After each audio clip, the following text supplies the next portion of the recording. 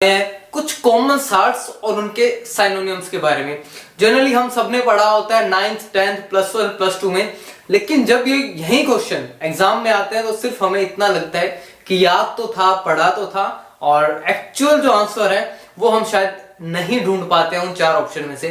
तो उसी के ऊपर ये वीडियो है। बहुत सारी चीजें इंक्लूड करी हैं कि कौन सी चीज का यूज कहां होता है ताकि आपको लंबे टाइम तक याद रह सके। ये आपकी 14 है, लेकिन जो टोटल इनका नंबर मैंने चुना है डिफरेंट एग्जाम से जो आप पूछे जाते हैं वो कुछ अराउंड 20 और 22 सॉल्ट्स हैं और उनके साइनोनिम्स हैं।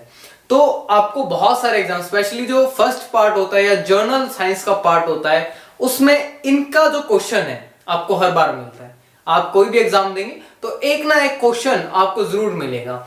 तो स्टार्ट करते हैं साइनोनिम्स, कॉमन नेम और फॉर्मूला। फॉर्मूला को इंक्लूड करने का मतलब आपको अभी जब आप वीडियो देखेंगे तब समझ में आएगा। जनरली फॉर्मूला पूछा नहीं जाता है आपसे, लेकिन क्यों लिखा है वो हम देखेंगे। तो सबसे पहले बेकिंग सोडा, सोडियम बाइकार्बोनेट को जो है बेकिंग सोडा कहा जाता है। सोडियम बाइकार्बोनेट का यूज जो है आप बहुत जगह देखेंगे। जनरली जब आप शॉप पे खरीदने जाते हैं तो शॉपकीपर को कहते हैं मीठा सोडा, तो ये वही है सोडियम बाइकार्बोनेट। इसका फॉर्मूला होता है आपका NaHCO3। अब इसको यूज कहां करते हैं? जो आप सुबह टूथपेस्ट करते हैं, अगर आप हर्बल टूथपेस्ट नहीं करते हैं, जो आपके पेप्सोडेंट, कोलगेट जो भी आता है, अगर वो करते हैं तो उसमें आपको सोडियम बाइकार्बोनेट मिलता है। एंटासिड्स जो आप पाउडर लेते हैं, इनो लेते हैं, कोई सिरप लेते हैं, उसमें आपको सोडियम बाइकार्बोनेट मिलता है। ये आपके सिस्टमिक एंट एसिड्स होते हैं जहां पर आपको सोडियम बाइकार्बोनेट का यूज मिलता है। आप देख सकते हैं फॉर्मूला ये होता है NaHCO3। अब बेकिंग सोडा होता है, वॉशिंग सोडा होता है, कॉस्टिक सोडा होता है। जब आप बहुत टाइम तक पढ़ते नहीं है तो आप भूल जाते हैं कौन सा सोडा कौन सा है या कौन सा साल्ट है और उसका कॉमन नेम कौन सा है। तो बेकिंग का B से आप याद रख सकते हैं, इट इज सोडियम बाइकार्बोनेट। जो बेकिंग है वो बाइकार्बोनेट है, वो आप NaHCO3 है। Next is a Lugol solution. अब ये यहां पर मैंने बीच में ल्यूगोल सोल्यूशन इसलिए लिखा है क्योंकि इसका एक कंफ्यूजन है आपका टिंचर आयोडीन के साथ जो यहां पर है, इसलिए मैंने इसे पहले ही क्लियर कर लेंगी। सोचा कि पहले लिखूं तो आपको पहले ही ये दोनों क्लियर हो जाए। तो ल्यूगोल सॉल्यूशन होता है वो आपका एक्वस आयोडीन सॉल्यूशन होता है। आयोडीन का शायद फॉर्मूला लिखने की मुझे जरूरत नहीं है, I2। तो ल्यूगोल आपका एक्वस आयोडीन सॉल्यूशन है। एक्वस मतलब जो आयोडीन का सॉल्यूशन बनाया हुआ है वो आपका वाटर में बनाया हुआ है, एक्वस आयोडीन सॉल्यूशन। जबकि जब हम आयोडीन टिंचर की बात करते हैं तो ये वीक आयोडीन सॉल्यूशन होता है, 2 to 7% होता है। दोनों का यूज है जो आपका किस लिए होता है, एज एन एंटीसेप्टिक होता है, चाहे वो वीक आयोडीन सॉल्यूशन हो या आपका टिंचर आयोडीन सॉल्यूशन हो। लेकिन जब आपको ऑप्शन मिलते हैं तो आप गलत चूज कराते हैं। तो ल्यूगोल सॉल्यूशन आपका एक्वस आयोडीन सॉल्यूशन होता है और टिंचर आयोडीन जो क्या होता है आपका वीक आयोडीन सॉल्यूशन होता है, 2 to 7%। यहां पर मैं एक छोटी सी चीज और इंक्लूड करना चाहूंगा, जो आपकी बिटाडीन आती है। जनरली जब आपको चोट लगती है तो डॉक्टर आपको एक काली सी बोतल में से एक काला सा कुछ कंपाउंड निकालता है और आपको लगाता है और फिर वो आपको पट्टी बांध देता है। तो वो आपकी बिटाडीन जो होती है, बिटाडीन उसको कहते हैं। और उसमें जो आपका कॉम्प्लेक्स होता है वो आपका पोविडोन और आयोडीन का कॉम्प्लेक्स होता है। उसमें भी जनरली जो आयोडीन है वो आपका कुछ इसी रेशो में यूज किया जाता है, लेकिन जो बिटाडीन में जो आपका कॉम्प्लेक्स होता है वो पोविडीन आयोडीन के साथ होता है। ये कुछ एक्स्ट्रा इंफॉर्मेशन है जो आपको ये हमेशा यूजफुल होने वाली है। तो एंटीसेप्टिक की यूज होता है वो बिटाडीन जो है, आप देखते हैं डॉक्टर्स की शॉप पे बहुत तरह की अमाउंट्स में आती है। ये आपका 2 to 7% था। तो ये आपका baking soda Lugol solution. Next is the washing soda.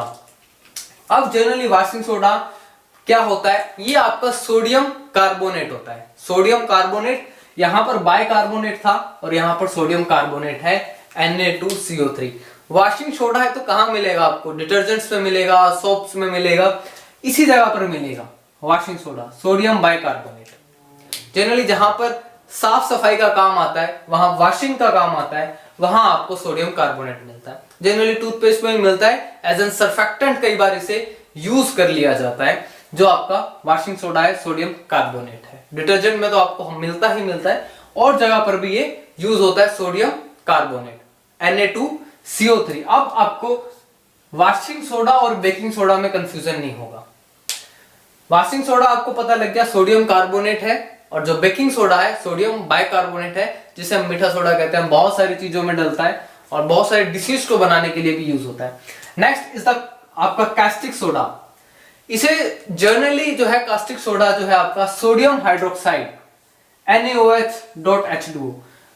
अब सोडियम हाइड्रोक्साइड जनरली हमने लैब में देखा होता है, इसका कोई एक जगह पर मैं कहूं पर्टिकुलर यूज नहीं है। पेपर इंडस्ट्री में है, टेक्सटाइल इंडस्ट्री में है, जहां पर कई बार इसे इक्विपमेंट्स को साफ करने के लिए भी यूज किया जाता है सोडियम हाइड्रोक्साइड को। अगर कहीं पर एसिड जमा है तो उसको डिसॉल्व करने के लिए आपका ये दिया जाता है, ताकि इसके साथ रिएक्ट करके उसे निकाला जा सके। तो सोडियम हाइड्रोक्साइड आपका NaOH.H2O, ये आपका कॉस्टिक सोडा होता है। ये अलग अलग स्पेलिंग मिलती है, CaUS भी मिलता है, CaS भी मिलता है, लेकिन होता आपका सोडियम हाइड्रोक्साइड है NaOH2। Next is the China clay. तो ये हैवी केओलिन होता है जनरली। अब आपको हैवी केओलिन, लाइट केओलिन अगर नहीं पता तो मैं बता देता हूं। हैवी केओलिन और लाइट केओलिन में सिर्फ इतना सा फर्क होगा कि उस पार्टिकल्स का टेक्सचर कैसा है। कुछ की पार्टिकल्स होते हैं जिनका जो है जैसे आपका आटा होता है, तो वो आपका कुछ लाइट केओलिन उस तरह से होता है, और हैवी केओलिन में जो पार्टिकल्स का साइज है वो कोर्स होता है, थोड़ा मोटा होता है, वो हैवी केओलिन है। इसका फॉर्मूला आपको याद रखने की जरूरत नहीं है, मैंने लिखा है क्योंकि ये सिर्फ एक फॉर्मूले में हमें प्रेजेंट नहीं मिलता है अर्थ में, बहुत अलग अलग फॉर्मूलेज में हमें मिलता है। किसी में सिलिकॉन का अमाउंट कुछ और है, किसी में एल्यूमिनियम का अमाउंट कुछ और है, लेकिन जो मोस्ट कॉमन है वो आपका यही है।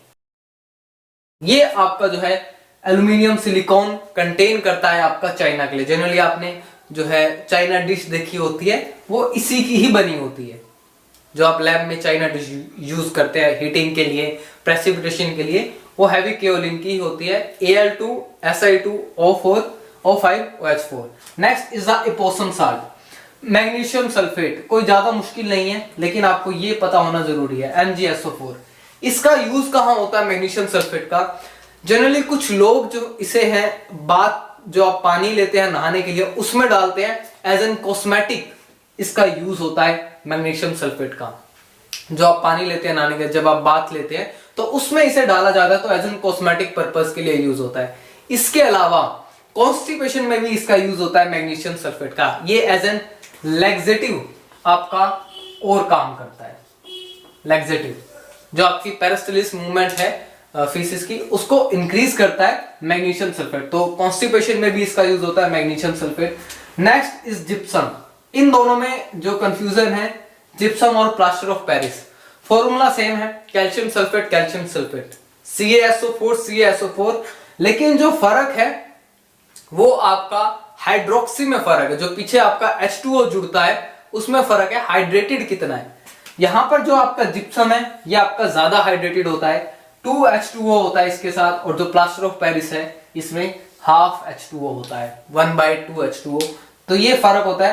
प्लास्टर ऑफ पेरिस आपको पता होगा जनरली POP के नाम से इसे जाना जाता है, घर में डेकोरेशन के लिए यूज होता है,